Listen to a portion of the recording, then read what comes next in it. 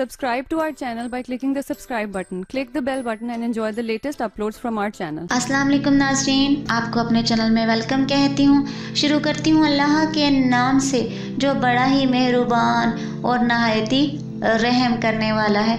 अस्सलातु वस्सलामु अलैका या रसूलल्लाह व अला आलिका व सहाबिका या हबीबल्लाह।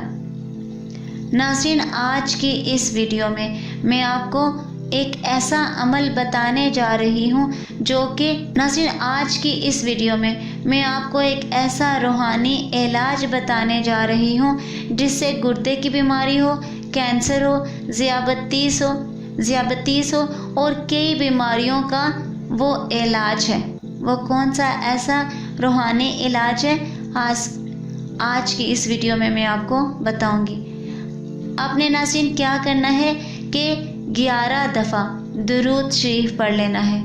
11 दफ़ा दुरूद शरीफ को पढ़ने के बाद आपने सूरह फातिहा यानी अलहम्दुलिल्लाह शरीफ को 41 मरतबा पढ़ लेना है। उसके बाद आपने आयत करीमा यानी ला इलाहा इल्ला अंता सुबहानका इन्नी कुन्तु मिनज़ ज़ालिमीन इसको 41 मरतबा पढ़ लेना है। उसके बाद सूरह इखलास को आपने 3 मरतबा पढ़ना है। उसके बाद सूरह फलक को भी 3 दफ़ा पढ़ लें और सूरह फलक के बाद आपने सूरह नास को 3 दफ़ा पढ़ना है और आखिर में आपने 11 मरतबा दुरूद शरीफ पढ़ लेना है।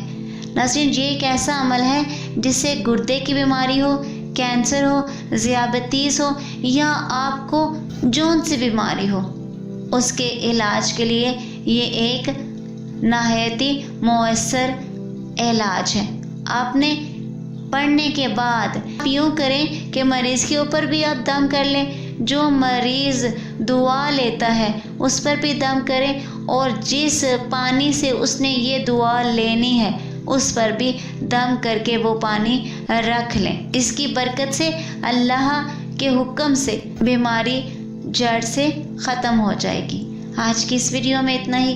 दुआओं में याद रखिएगा। मिलते हैं अगले वीडियो में, तब तक के लिए अल्लाह हाफिज़।